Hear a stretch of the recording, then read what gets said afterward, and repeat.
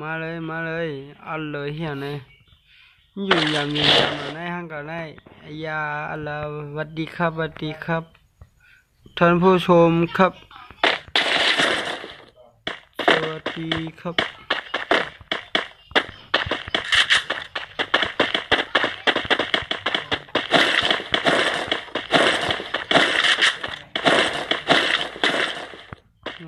สเปรย์ของเรา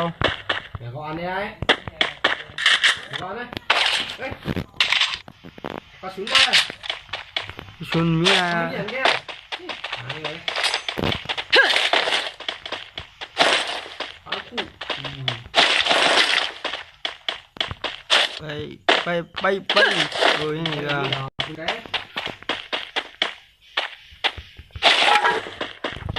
โอ้นายอยู่ในกันหมดวะ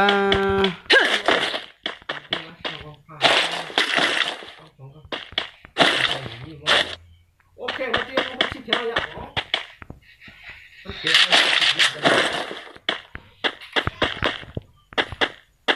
ยำโพอีเท่านี้บกเอาคิวเยอะ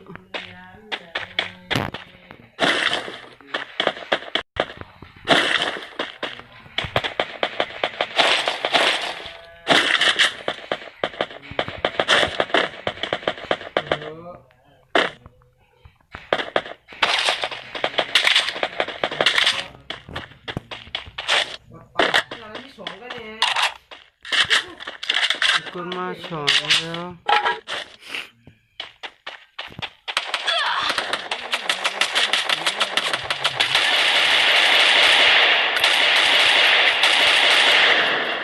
อยู่ในเนี่ยยิ่งเหี้ยเลยวะปืนกากกูวิ่งเข้าเลยตัวนี้มึง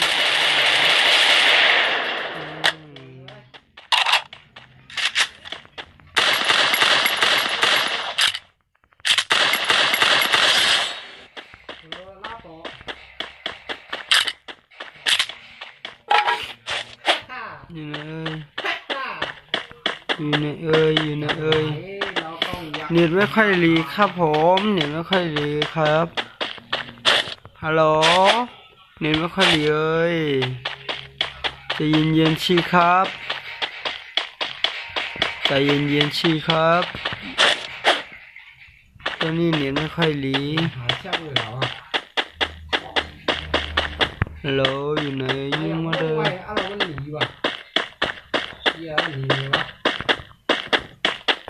อยู่ไหนกันหมดวะมาเลยตอนนี้อยากยิงมากตอนนี้หิวก็ต้องมาอย่างนี้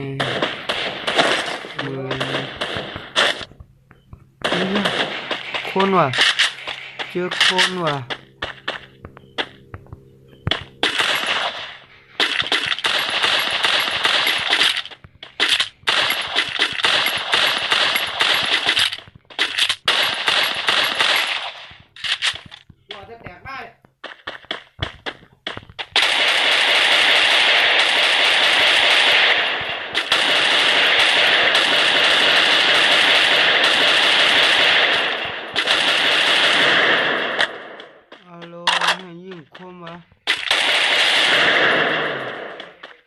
อีกา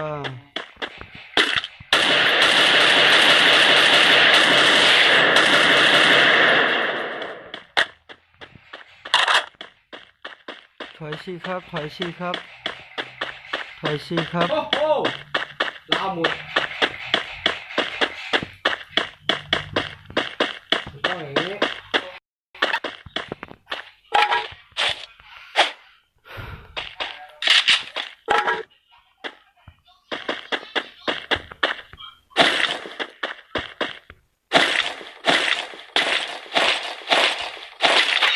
เกินนี่นะเบลเงินดิ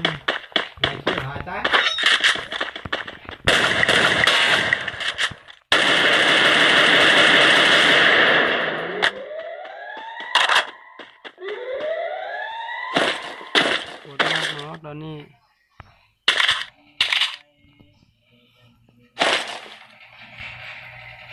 เรียนเข้า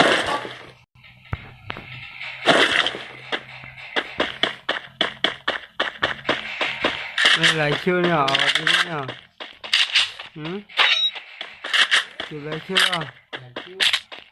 โอ้แล้วก็เนี่ยเก่าเหมือนกูนี่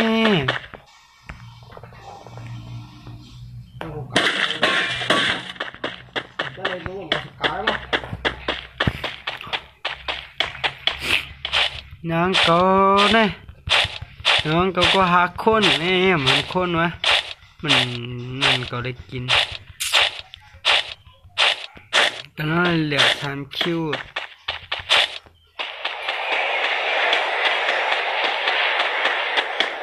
โยนลงไปกูอีกนี่กูอีก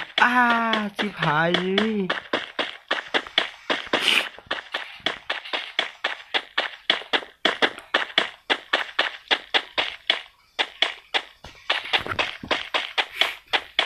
อยู่ใกล้กันมาก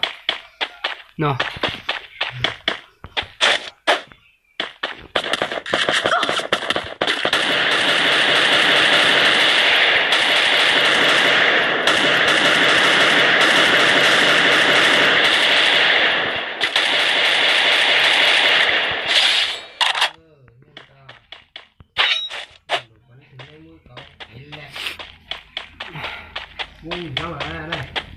มีจังเลยฮัลโหล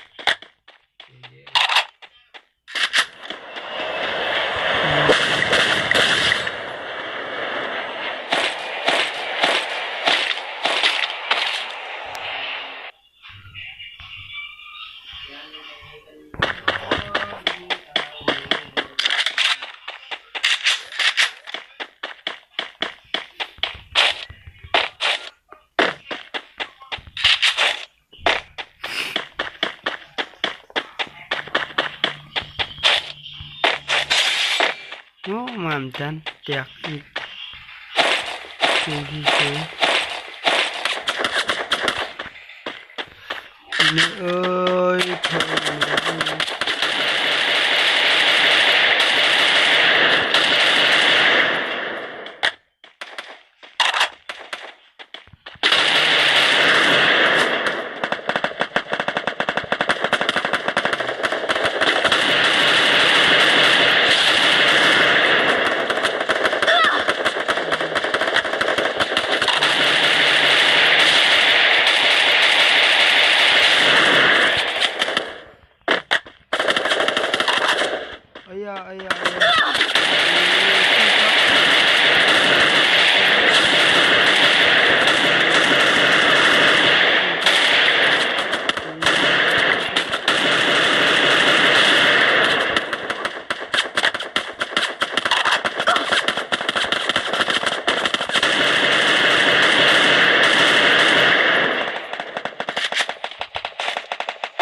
นี้ลูกช่องไปชาร์จนะ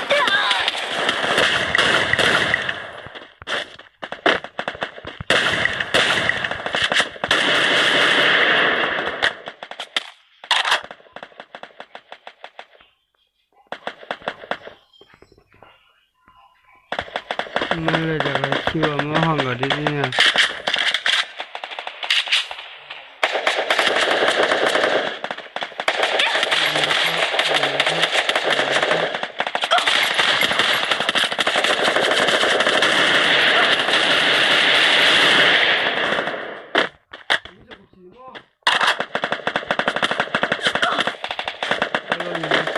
ครับเอาลูกอยากชี้ครับอยากชี้ครับ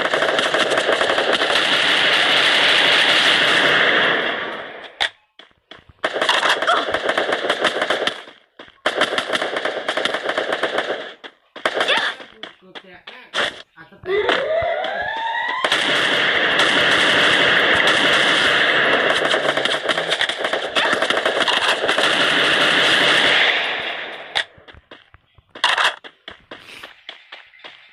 ได้หลายชั่ว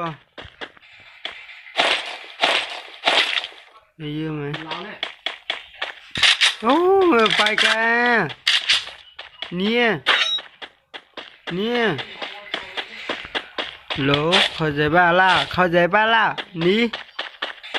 ไอ้เหี้ยกูจะอะไรวะกูแตกแล้วกูขอกูแตกแล้ว มึงอยู่ไหนวะลงมาอ้าวเหรอโทรศัพท์กูเอาลงมันคุย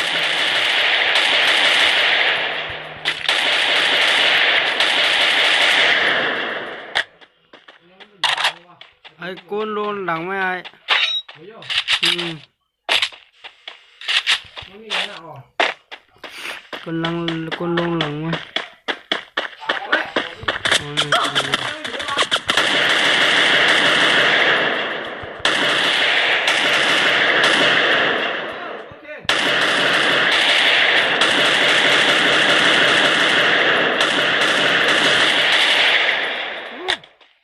อยู่ขยะเว้ย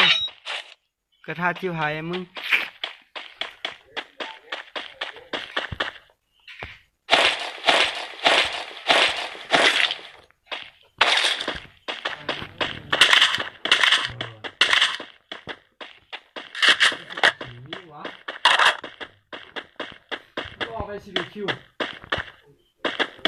ฮัลโหลโอ้ยคนอยู่ในมุกอ่ะเฮ้ยเดี๋ยวเราพลังหล่อนี่ก็พลังก็โอเคกว่าอยู่ในอยู่ใน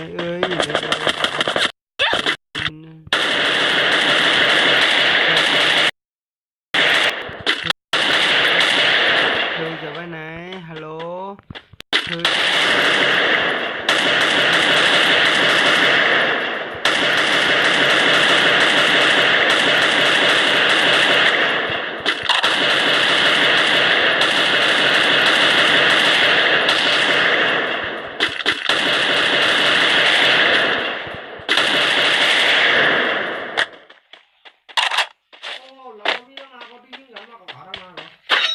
กาคิดนานมั้ย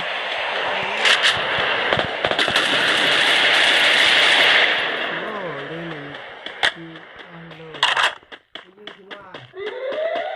ฮัลโหลอยู่ในไอ้ห้องคนอยู่ในครับผมฮัลโหลต้องไปละจบเท่าไหร่วะชอบแบบคิว